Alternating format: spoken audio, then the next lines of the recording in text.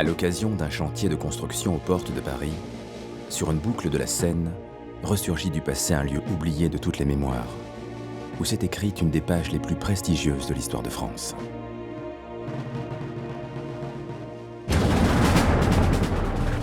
Un lieu qui a contribué à forger le destin d'un roi, Louis XIV, et à le propulser jusqu'au sommet du pouvoir.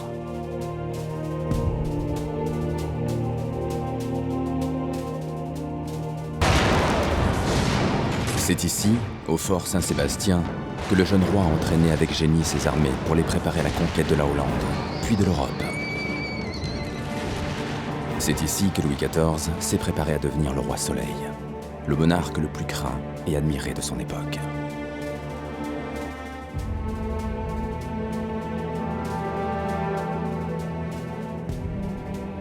Pendant près d'une année, les archéologues vont exhumer les vestiges de ce site exceptionnel, où se seraient illustrés des personnages célèbres, l'ingénieur militaire Vauban et le célèbre mousquetaire d'Artagnan.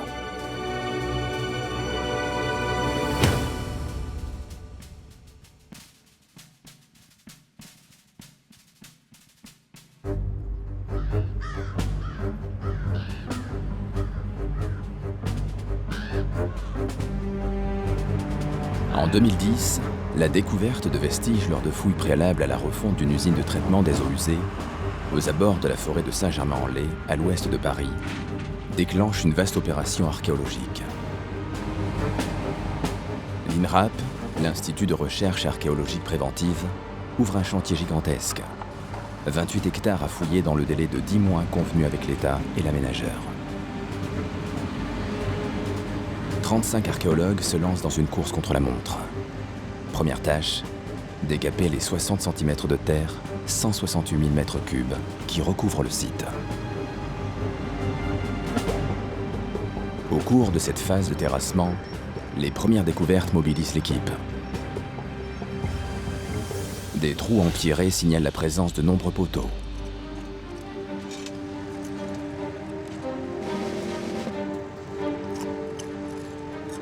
Et puis des fossés, des foyers, témoins d'une importante présence humaine.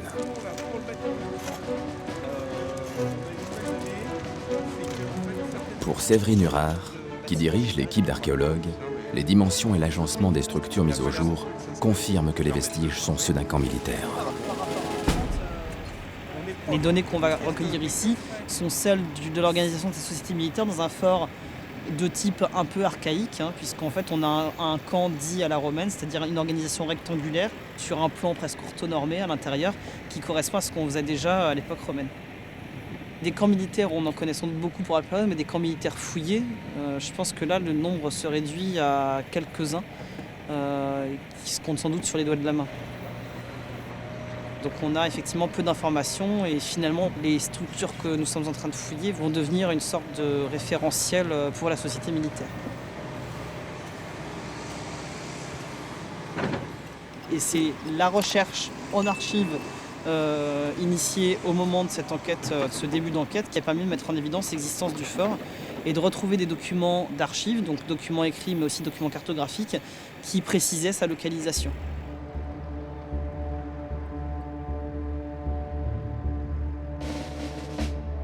La confrontation des documents d'archives en rapport avec le lieu et la fouille sur le terrain est essentielle. Les archéologues se plongent dans les recherches aux Archives nationales et au château de Vincennes.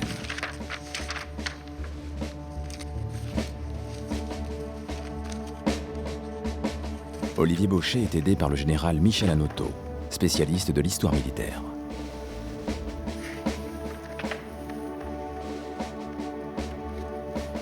Le capitaine Louis de Service 7 ans, blessé au fort Saint-Sébastien, en servant le canon, ce qui prouve qu'il y a bien un canon. Et où il a la main droite. Où la main droite emportée a été renvoyé du dit camp de Saint-Sébastien et est entré dans l'hôtel le 20 octobre 1670.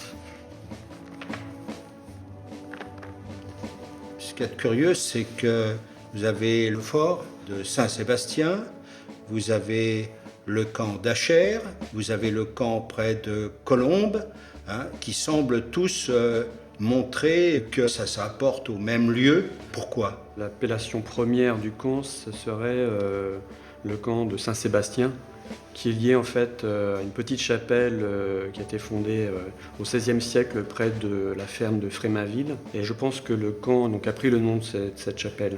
Après, oui, les années 1670, le camp change de nom. On parle plus facilement de camp d'Achères, qui en fait correspond au village qui est situé plus en aval de la Seine. Oui, le nom du village, etc., qui s'y rapporte. Ok. Le fort fait l'objet de fréquentes mentions dans les ouvrages, mais son identification reste incertaine.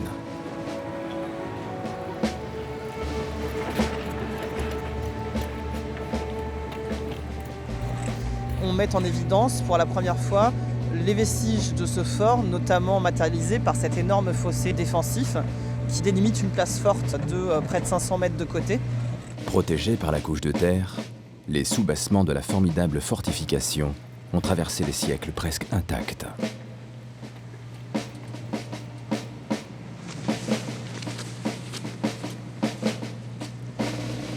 On a une surprise au moment de la fouille, c'est qu'on a mis en évidence la présence sur un des côtés du fossé, donc le talus interne qu'on appelle l'escarpe, un revêtement en argile crue maçonné.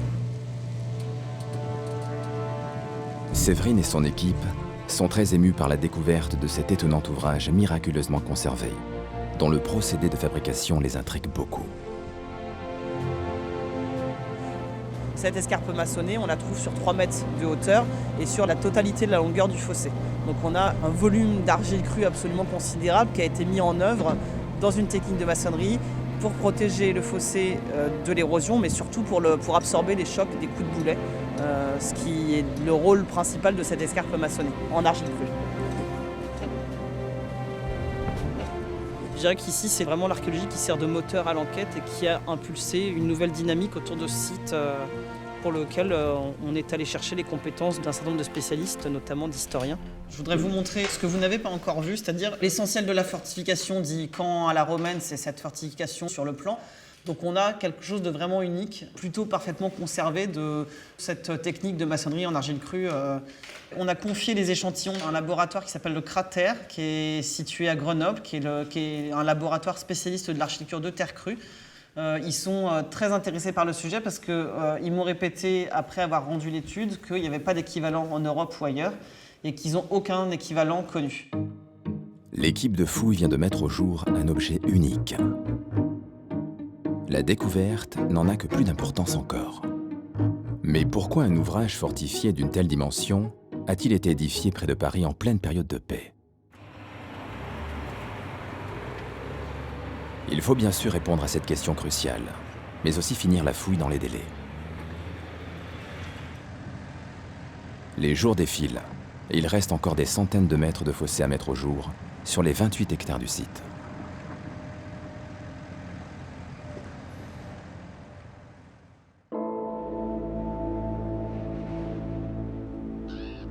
Mais l'hiver s'invite sans prévenir, et la température dégringole jusqu'à -18.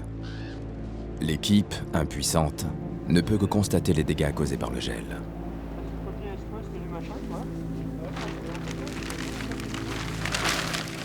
Ça pourrait être pire, mais c'est pas génial. Hein. Si tu vois, ça a été pluvieux avant, ça gèle et ça part en bloc. Et ça part en bloc. Ouais. Tout à fait, ça fait ça. Parce que c'est ce qu'on avait vu sur le quai Branly en fait. Non mais c'est incroyable, regarde ça. Mais oui. Ça fait, et puis sur une épaisseur importante. Hein. Elle est morte. Ah bah là, elle est finie. morte. Mort. Incroyable. Je rentre dedans, mais comme dans du sucre. Oui, c'est... Ouais, c'est de la semoule là. Elle s'est disséquée, on dirait du café soluble. Des pans entiers du revêtement du talus se sont effondrés, rendant inexploitables les parties du fossé déjà dégagées. Mais heureusement, le reste de l'ouvrage, non encore fouillé, est intact.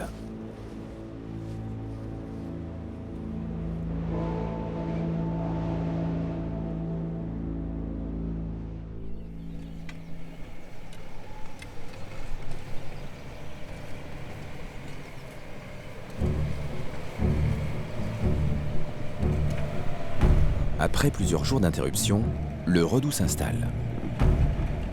les travaux reprennent de plus belle. Les archéologues font tout leur possible pour rattraper le temps perdu.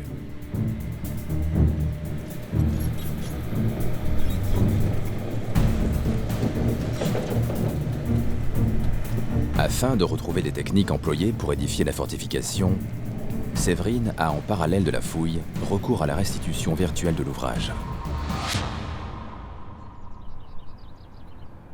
Elle travaille avec Pascal Raymond et leur enquête progresse à pas de géant. Avec des gorges plus ouvertes que les Aquarelle, redans. voilà.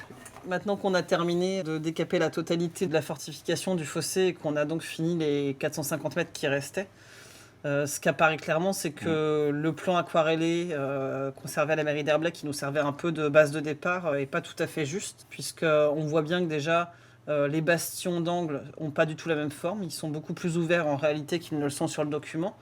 Et on a un problème de dimension du fort, parce que la projection du fort tel qu'il est représenté sur le document aquarellé n'est pas tout à fait cohérente avec la position de la plaine alluviale et de la Seine et du fort par rapport à la Seine. Donc ça, c'est ta modélisation de la topo. Ça, c'est la modélisation à partir de la topo. Donc à partir des photos, comme celle-là, c'est ce tronçon-là de fossé. Là. À partir de cette série de photos, j'ai fait de la photogrammétrie pour avoir les détails importants sur le modèle. Donc là, on a bien nos briques crues sur le tronçon du fossé, avec l'extension des parements de briques crues conservés sur l'ensemble du chantier. Donc ça, c'est en fait cette partie-là du tronçon. D'accord, ici. ouais, ok, d'accord. Donc c'est dans cette zone-là. En fait, à partir du relevé 3D, on va pouvoir calculer l'état de dégradation et de conservation de la maçonnerie. Ouais. Voilà, donc là, c'est le profil du fossé théorique. Pour avoir une hauteur de talus suffisante, pour le même volume de sédiments, on est obligé de remplir des gabions pour construire le talus. Quoi. Ouais. L'utilisation des gabions, donc les paniers en osier, la remplie de terre, cette information elle nous est donnée par un certain nombre de textes. Ouais. Donc on peut poser comme hypothèse l'utilisation de gabions pour renforcer les volumes de terre. Ce qu'il faut penser, c'est qu'il y a aussi le garde-corps en haut pour protéger les tireurs qui vont être sur le haut de la plateforme. Ouais. Donc avec le volume de terre qu'on a, on peut facilement monter 4 gabions en hauteur plus une rang de gabions pour la protection des tireurs. Quoi. La terre extraite des fossés est stockée au-dessus de l'escarpe, afin d'aménager le rempart qui est structuré et stabilisé à l'aide des gabions.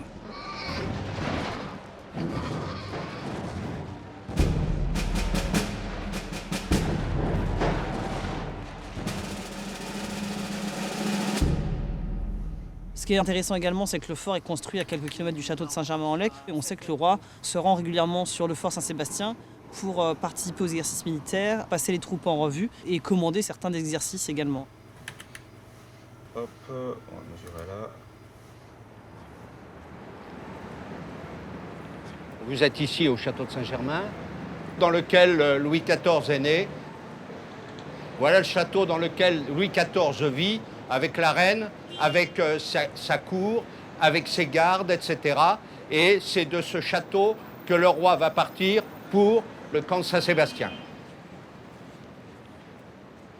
Le roi venait à pied, montait à cheval, on l'aidait à monter à cheval sur la place d'Armes. Alors, il faut quand même entendre et sentir l'odeur du crottin qui est la caractéristique du XVIIe et XVIIIe, puisqu'on se déplace qu'à cheval. Et puis, le bruit, c'est pas un vrombissement de voiture, ce sont des chevaux qui piaffent, qui cognent du sabot, qui réagissent plus ou moins bien, qui hennissent, etc. Voilà le brouhaha avec ça, bien sûr, tout le monde qui s'incline quand le jeune souverain, il a à peine 30 ans, quand le jeune souverain sort de cette grille et il est accueilli dehors par le duc de Lauzun, son favori, commandant de la 3e compagnie française des gardes du corps, qui a été désigné par lui pour commander le camp de Saint-Sébastien.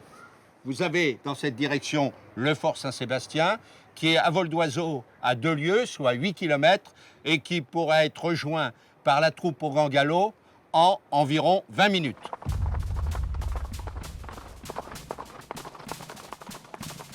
le roi et pouvait voir de loin les alignements de tentes pour les officiers et de cabanes de huttes pour les soldats.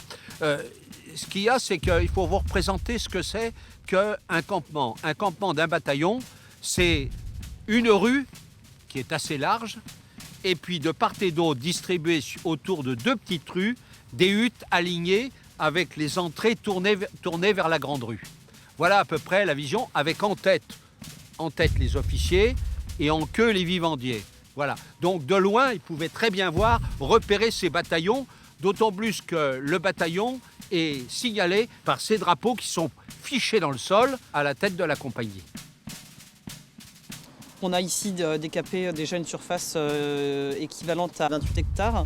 On a mis en évidence près de 1200 structures pour le moment. Ces structures sont les fossés et fortifications liées au fort. Donc c'est des structures défensives qui sont liées aux pratiques militaires des soldats, complétées de structures de campement et de cantonnement, tentes, cabanes, qui concernent les munitions, les fourrages pour les chevaux.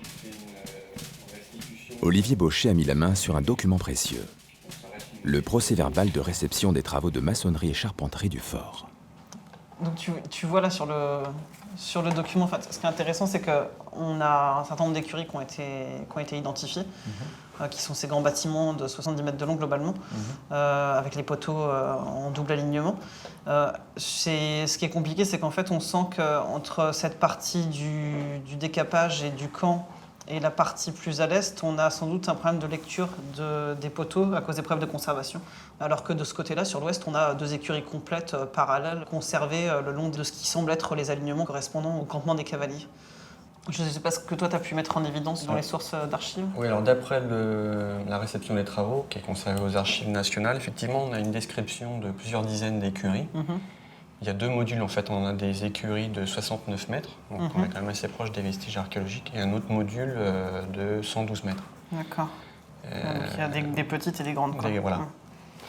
Alors en fait, à partir de ça, j'ai fait une restitution de ces écuries. Donc c'est à partir de sa documentation textuelle. C'est par rapport au nombre de poteaux, aux longueurs, aux épaisseurs, que j'ai restitué cette construction.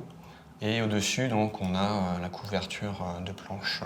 D'accord. Ce qui est intéressant dans ton document et nos données archéologiques, c'est qu'on comprend beaucoup mieux l'organisation des structures de campement, donc de tout ce qui est cave, puits, latrines et autres. Donc on a une bien meilleure lecture de l'organisation spatiale et sociale de ces zones de campement. La vie d'une armée de 15 à 20 000 hommes, où cohabitent régiments de cavalerie et d'infanterie, se dessine.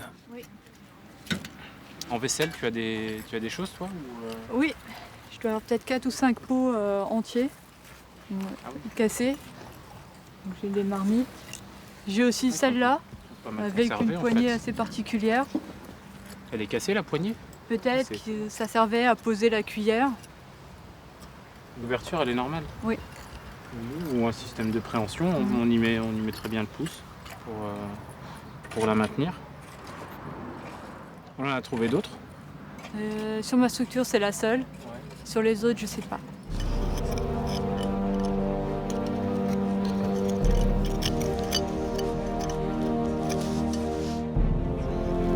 Attention, lance, ne détache pas toute seule. On va la poser. Et donc ouais, du coup, il n'y a qu'une anse parce que... Il n'y a qu'une anse. 2 anses, ce serait une marmite. Ce serait une marmite, ouais. Chaque découverte rapproche un peu plus les archéologues de cette société militaire très hiérarchisée, si importante sous Louis XIV. Il y a même la place encore pour le pouce. Ouais. Une certaine partie de la nourriture est fournie aux militaires. C'est pour ça qu'on a un très grand nombre de structures de combustion. C'est parce que chaque soldat est responsable de sa popote. Donc il n'y a pas de système de cantine militaire. On est encore un peu trop tôt chronologiquement dans l'organisation de cette armée pour qu'il y ait une vraie organisation collective des repas. Ce qui est important aussi en termes pour l'organisation spatiale et je dirais sociale du site, c'est qu'en fonction des types de dépôts qu'on a dans ces structures et des types d'aménagements, on arrive déjà à distinguer des pratiques de distinction sociale, c'est-à-dire que dans la hiérarchie militaire, le fantassin ne reçoit pas la même ration que le sous-officier ou l'officier supérieur. Donc on n'a pas du tout le même type de vaisselle conservée à l'intérieur de ces structures. Ça, c'est vraiment la céramique qui va être complètement représentative de l'ensemble du site. C'est cette espèce d'ancêtre de la casserole. dans l'idée que ça serait plutôt un porte-plume. On a tous un peu la vision du mousquetaire avec lequel on a grandi dans notre jeunesse, hein, c'est-à-dire le chapeau avec les plumes, donc c'est vrai que... Moi je pense éventuellement plutôt à un lardoir. C'est-à-dire? Donc quelque chose pour percer des gigots par exemple, et mettre des gousses d'ail ou donc du lard entre les quatre pattes, percer donc la viande pour donner plus de goût à la chair. Bon, après, à voir si cet objet-là sert pour préparer des viandes bouillies ou grillées, quel type de viandes sont consommées, par qui, ça on le saura a posteriori après étude, quoi. Il faut quand même que vous représentiez que 15 000, 20 000 hommes ici sont des gens qui ont des besoins de nourriture. L'homme a droit, dans sa ration de base, à 2,5 livres de viande avec os et 2 pains. C'est la base de la nourriture, plus 2 pots de vin du cru du lieu ou de cidre ou de bière. Donc tout ça, il faut l'amener, il faut le stocker. La viande que le soldat va manger, elle arrive sur pattes. Elle est abattue, débitée, distribuée sur place. Et puis ces soldats sont avec leur patron, c'est-à-dire le maréchal de Créqui, tout son état-major. La cour se déplace venant de Saint-Germain-en-Laye ou de même de Paris, vient voir ce camp. Vous vous rendez compte, 15 000 hommes ou 20 000 soldats.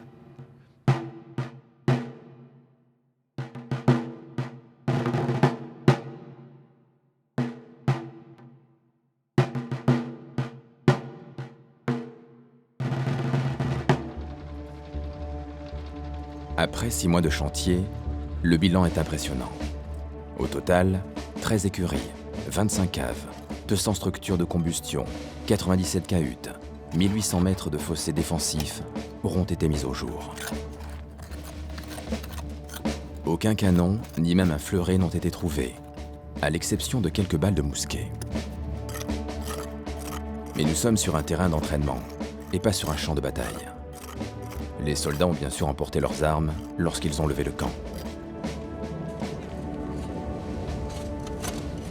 Et alors là, en fait, on a un autre cellier, comme on commence à en avoir régulièrement sur le site. L'intérêt de celui-là, c'est qu'il a conservé son accès, son emmarchement d'accès. Alors les marches sont un peu hautes. C'est plutôt intéressant parce que pour une fois, on a l'accès qui est conservé. On a beaucoup de ces petits celliers sur le site. Ce sont souvent des structures de petite dimension et je pense qu'elles sont plutôt liées à l'utilisation d'un groupe assez limité de personnes. Et c'est aussi sans doute la raison pour laquelle elles se multiplient, c'est qu'il en faut beaucoup plus que si on avait une cave de 15 mètres carrés.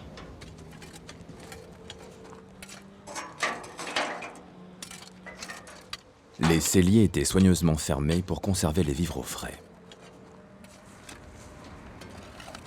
Puis il y a des celliers comme celui-là où il n'y a pas de mobilier ou quasiment pas. Ils n'en sont pas moins intéressants, mais en tout cas c'est vrai qu'il y a moins de mobilier et visiblement ils ont été vidés avant d'être comblés. Puis il y a des celliers qui sont très riches dans lesquels visiblement il y a une partie de ce qui avait été déposé qui est resté en place.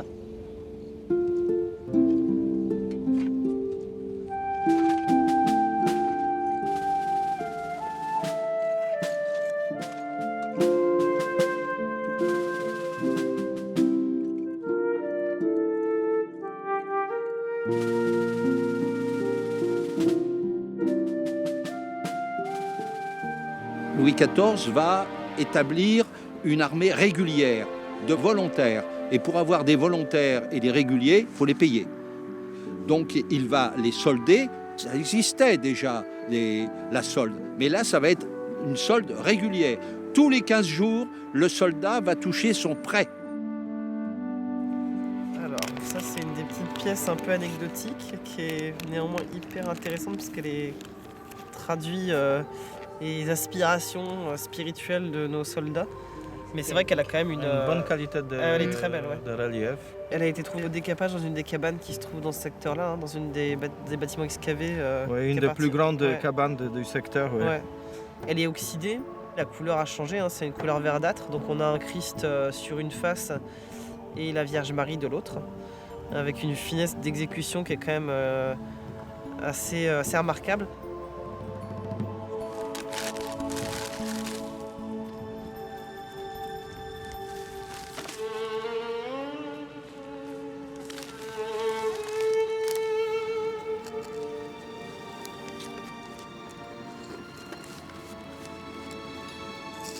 L'objet emblématique de la fouille est le pot tripode, omniprésent, souvent muni de la fameuse encoche pour placer confortablement le pouce et assurer une bonne prise en main. Une centaine de ces pots ont été exhumés et autant de jattes et de bassins. Superbe cette marmite tripode, hein, avec son couvercle. Oui, trouvée intacte dans le fossé. Dans une Fabienne Ravoire classe les pièces en fonction de leur origine géographique et sociale. Extraordinaire, hein. Tout à fait. Ouais. Très chouette. Donc, et là, est-ce qu'il y a des traces? Donc elle est à peine noircie. Un petit peu sur le fond, mais très peu. Oui. Donc ça, c'est vraiment la forme des pots tripodes parisiens. C'est vraiment typique. Avec une glaçure, tu as vu, du coup très homogène, très claire, très lisse. Pas beaucoup plus fine, non? Pas beaucoup plus fine. Voilà, avec on était en train de parler des pots tripodes, et c'est vrai la différence des types de pots tripodes et de production, avec le pot type parisien, tu vois, avec les lances à poussier, et puis lances rondes, tout simplement, que l'on trouve plutôt dans le sud de l'Île-de-France, avec des pieds aussi très, très hauts, très fins. Très haut, oui. Hein, donc la diversité des pots tripodes, elle est liée au fait qu'il y a plusieurs approvisionnements. Absolument, probablement c'est très, très clair que tout ne vient pas de la région parisienne, enfin de Paris, de la région de Saint-Germain, et qu'il y a sans doute une diversité d'approvisionnement qui vont dans le sens de quelqu'un qui viendrait vendre ses pots pour les soldats. Un marchand ambulant. Oui. La diversité des styles de récipients prouve que les marchands venaient de Picardie, Bourgogne, Normandie, pour ravitailler cette importante clientèle militaire. Elles sont toutes finalement identiques, mais en fait toutes un peu différentes, toutes un peu... Voilà, tout à fait. Ça, c'est les productions qui sont typiques du XVIe siècle. Le sgraffiato. Le sgraffiato, donc ce qui a fait la gloire du Beauvaisis, c'est ça, c'est le décor gravé à l'engobe. Ça a permis que les productions du Beauvaisis soient diffusées au nord-ouest de la France et même de l'Europe. On en trouve en Angleterre, aux Pays-Bas, en Hollande. Voilà, c'est vraiment une production qui a été très diffusée. On appelle ça le décor à la corne. Alors là, le fond est jaune et le décor rapporté est orangé. Et c'est du Beauvaisis. Et celui-là est aussi très joli, avec un décor rayonnant, le soleil, et aucune trace de cuisson. Ce sont vraiment des récipients qui ne vont pas sur le feu. Ce n'est pas des pièces dans lesquelles on mangeait. Hein, c'est des pièces En contexte d'habitat classique, c'est pas des pièces qui sont destinées à la consommation. Pas celles-ci qui sont suspendues, ce sont des pièces d'apparat. Oui, on voit bien les trous de suspension. Les trous de suspension, ce sont des pièces qui étaient à côté de la cheminée, qui montraient qu'on avait certains moyens, on aimait les jolies choses. Hein. C'est la jolie céramique, mais qui n'est... Enfin, ça ne viendrait pas à l'idée à l'aristocratie de se servir de ce genre de choses. Donc là, on voit bien très bien qu'il y a tout un panel de production, c'est-à-dire pour les mêmes formes, mais ça vient de différentes officines. Donc ça rentre vraiment complètement dans l'idée qu'il y a des vendeurs, ils n'arrivent pas avec leurs gamelles, mais qu'ils achètent sur place des gamelles.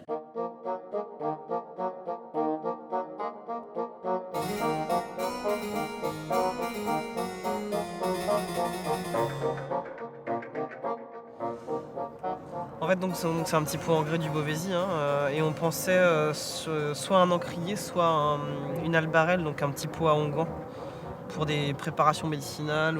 Ça ressemble bien. Ouais. C'est des petits pots à onguent, ils étaient fermés, on mettait un tissu, puis on les fermait. Donc là, ils pouvaient mettre, tu sais, la mixture qu'ils mettaient pour avoir une peau très blanche à base de céruse, là. Donc, et puis après, ils mettaient des petites mouches, je sais pas, pour cacher les gros kisses, les gros trucs.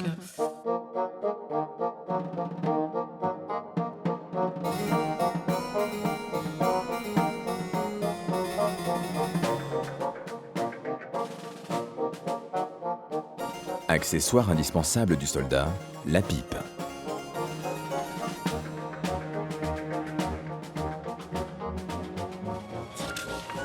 La zone 1, il y en a énormément. Énormément. Au total, on a 4689. Oui, presque 5 kilos de pipe. On va essayer d'abord de dépouiller la zone 3. C'était dans les cabanes des soldats? Dans des cabanes des soldats, dans des foyers. Le plus courant, c'est une pipe sans décor, avec une tige lisse, foyer lisse. Ah ben oui, c'est ça. Celle qu'on a avec un talon marqué. Le foyer légèrement incliné, une petite molette autour du bord. Et on voit bien qu'ils étaient utilisés, sont bien noircis à l'intérieur. Ouais. C'est une mode qui vient de Hollande et il semblerait quand même que ça marque plutôt un milieu social assez ordinaire. Par exemple, le soldat avec le pichet de vin et puis sa ration de tabac avec sa pipe. Les enfants pouvaient fumer du tabac et c'était considéré comme nourrir des enfants. C'est-à-dire que les quelque enfants, chose de bénéfique. Oui, tout à fait bénéfique. Le tabac, surtout au XVIIIe siècle, est considéré comme quelque chose de bénéfique, de nourrissant. Voilà, et c'est toujours la tête, elle est tournée vers celui qui fume, il la regarde. Tiens, regarde, celle-là est vraiment, vraiment sympa. Ah oui, on voit bien la tête, les moustaches sont un tout petit peu cassées, mais... Et en plus, elle est très fine, elle est très... Très très fine, ouais. Une belle tache blanche. Avec un visage d'homme et avec de barbu. Là, j'ai trouvé une tige assez intéressante avec où tu vois très bien des dauphins. Le dauphin couronné, encore une couronne, fleur de lys, couronne, dauphin, fleur de lys, c'est sculpté, après moulé. L'aristocratie, elle, prisait, et donc elle ne fumait pas la pipe. Il est possible que certains officiers fument la pipe, hein, mais d'une manière globale, c'est vrai qu'on trouve ça plutôt dans les milieux artisans, plus populaires. Ah ben voilà, là tu as un exemple d'une pipe cassée. Ah, et puis il l'a tenue avec ses dents. Oui, oui. C'est ça, c'est les dents qui l'ont mâchouillé c'est comme ça. Oui, ouais. je ne fais pas, mais voilà. Ils sont là, ils attendent le temps qui passe, voilà. Voilà. Qu'on leur donne l'ordre de faire quelque chose, d'intervenir sur le terrain peut-être.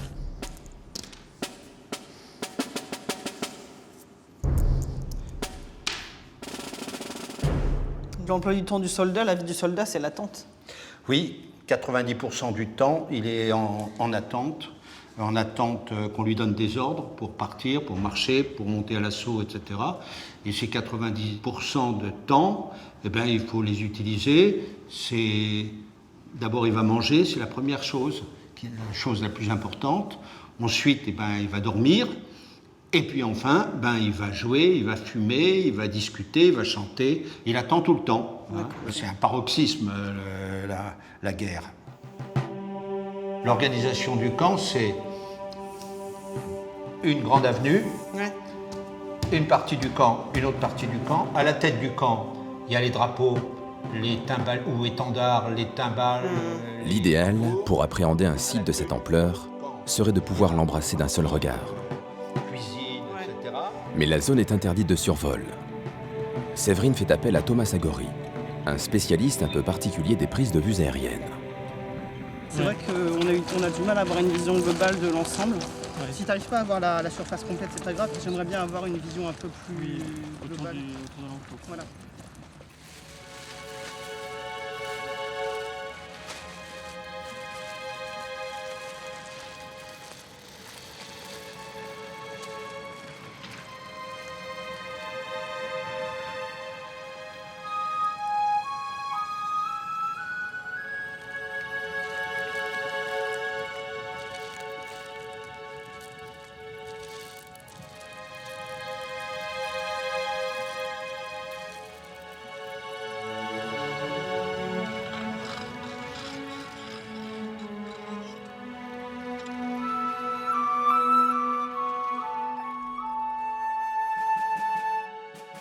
Depuis une altitude de plusieurs dizaines de mètres, l'immense camp apparaît aux archéologues comme personne ne l'a jamais vu. Cette nouvelle perspective vient confirmer ce que Séverine avait déjà analysé sur le terrain.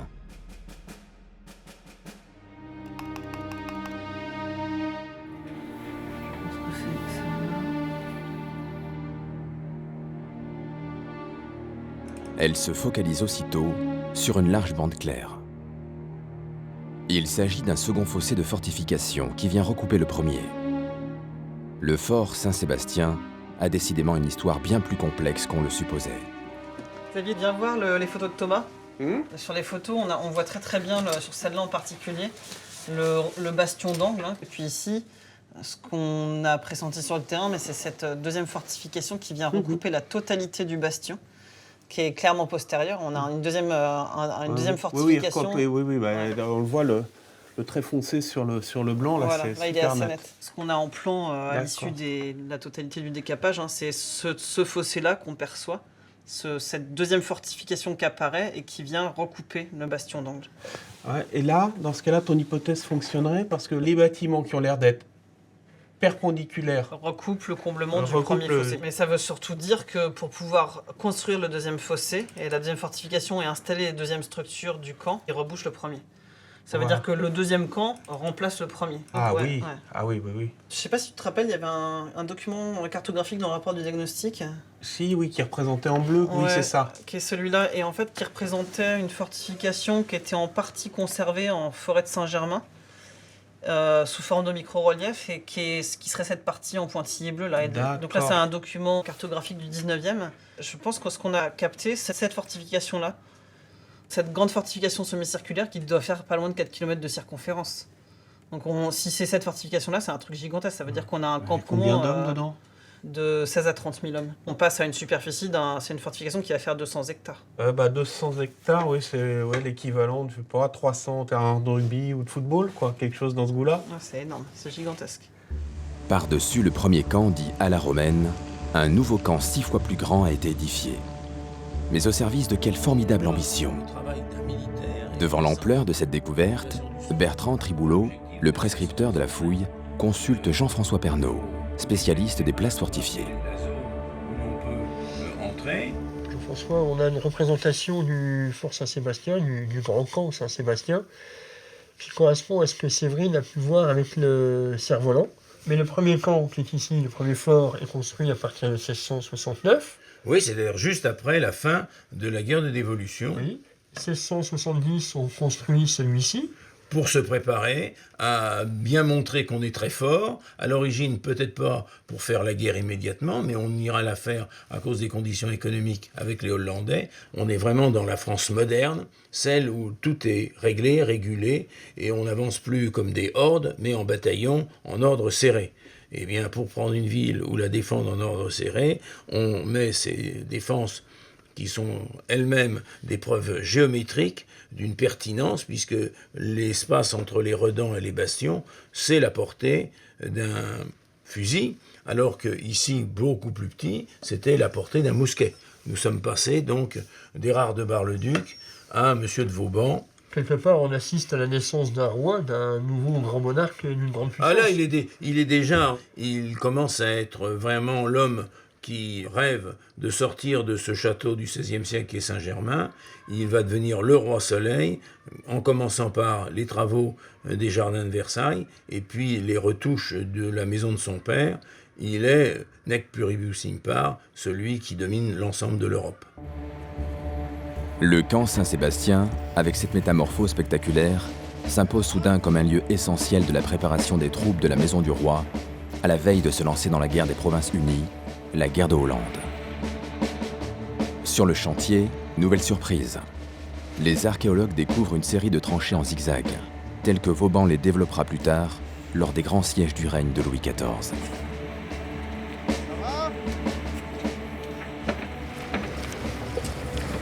Tiens, là.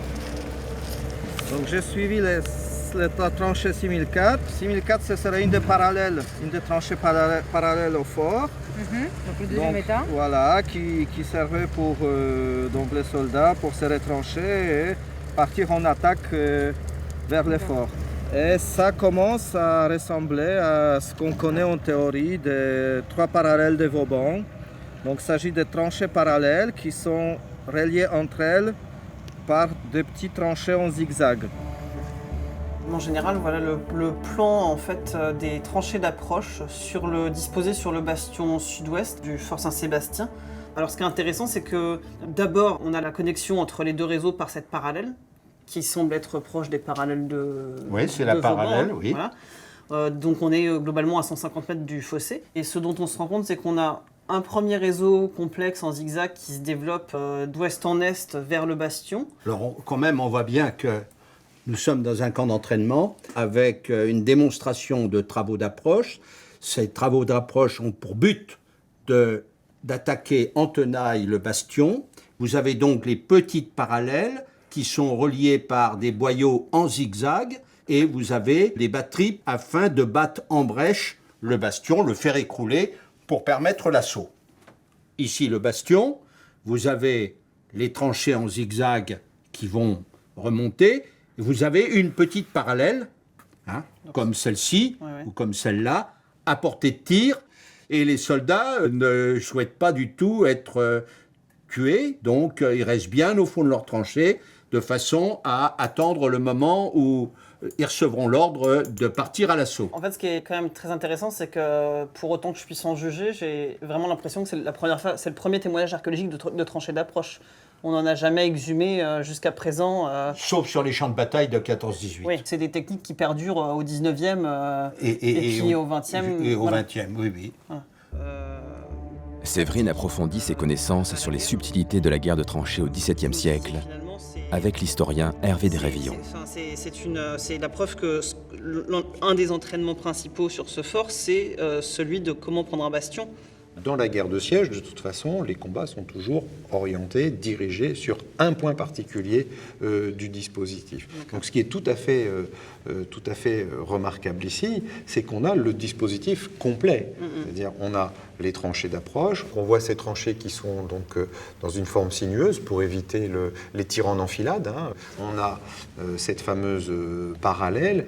Donc cette parallèle, en fait, c'est une ligne de communication entre les différents réseaux. C'est une ligne de communication entre les différentes tranchées, mais c'est aussi la possibilité, en y massant des troupes, au moment de la sortie, de permettre une sortie d'un très large front face aux fortifications ennemies, alors que les tranchées d'approche, elles, lorsqu'on en sort, on est obligé d'en sortir à la file indienne.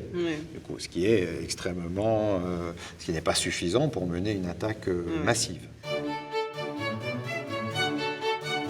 Voyez-vous, Séverine, le roi, là, est devant un plan relief, on prépare une campagne, il discute du fort et du faible d'une place. Cet ensemble participe à la force du roi, à la présence du roi à travers le monde, et en même temps, effectivement, entouré de ses généraux, il était en train de préparer une campagne et prendre cette ville. La devise qui deviendra celle de l'école de guerre, si vis pacem para bellum, si tu veux la paix, prépare la guerre.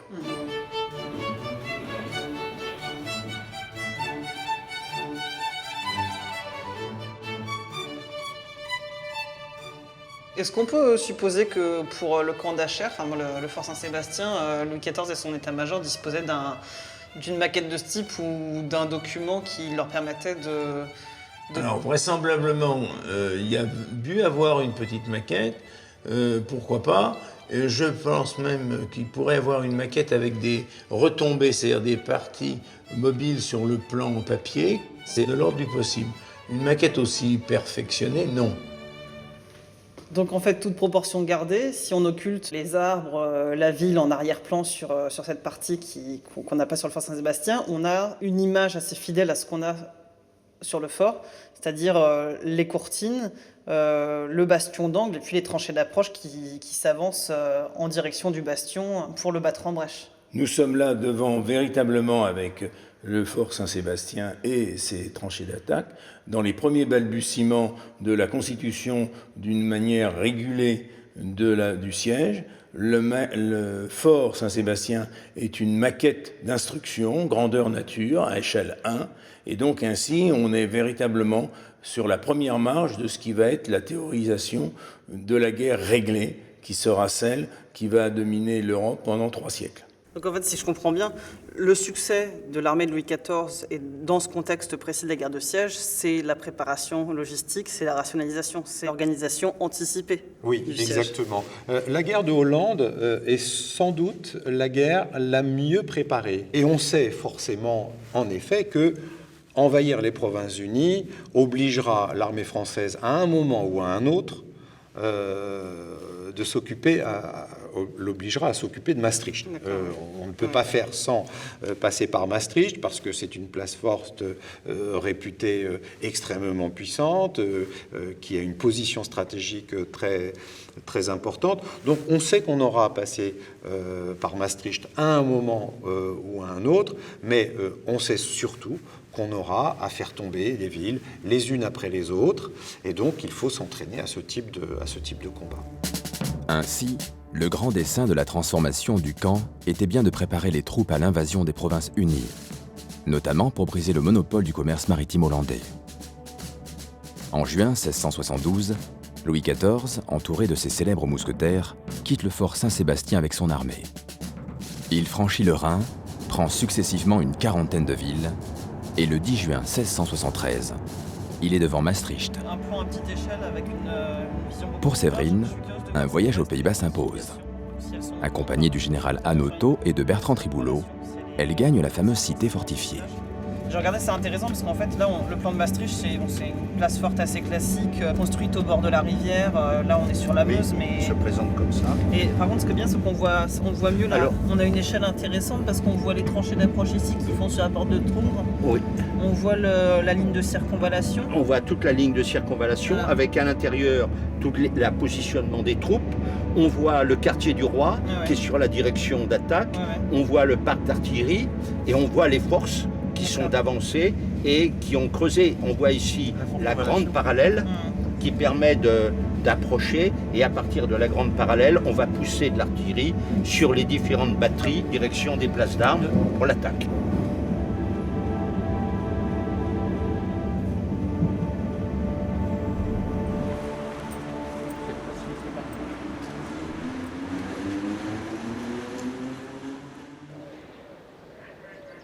Les remparts de la ville paraissent bien inoffensifs aujourd'hui.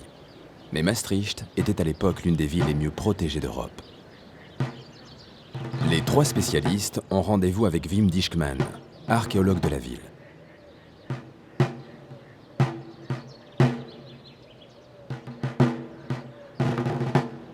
Donc là, on est sur le promontoire du fort Saint-Pierre. Et il faut imaginer le déploiement des tranchées d'approche de l'armée française vers les pavillons blancs, là-bas, vers la masse de pavillons blancs, c'est ça? Oui. D'accord. Sur ce zone-là où se trouvaient les tranchées zigzag construites par Vauban. Ici, le roi, sur cette représentation, donc les quartiers du roi, se trouvaient sur cette église en face de nous. Oui, alors cette église formait plus ou moins le centre du camp du roi. Louis XIV confie l'attaque à Vauban, et les remparts ne résistent pas longtemps aux troupes longuement entraînées au fort Saint-Sébastien. Louis XIV se trouve sur la colline dite de Cannes et il veut attaquer la ville de ce côté-là, du sud-ouest, parce qu'ici, les différences de hauteur sont les plus élevées. Alors, plus facile pour mettre les tranchées zigzag et se rapprocher de la ville de quelques centaines de mètres. Alors, il a bien compris que c'était le point faible de la défense de la ville de Maastricht. Et c'est donc au pied des remparts que D'Artagnan est mort? Ah oui, le corps de D'Artagnan, ça c'est le grand mystère. Il est mort à la porte de Tongres? Oui. Oui. On va peut-être aller voir. Oui. On peut aller voir sur la redoute. C'est ça. Sur la redoute. Oui. Donc c'est par là? Oui, on va par là.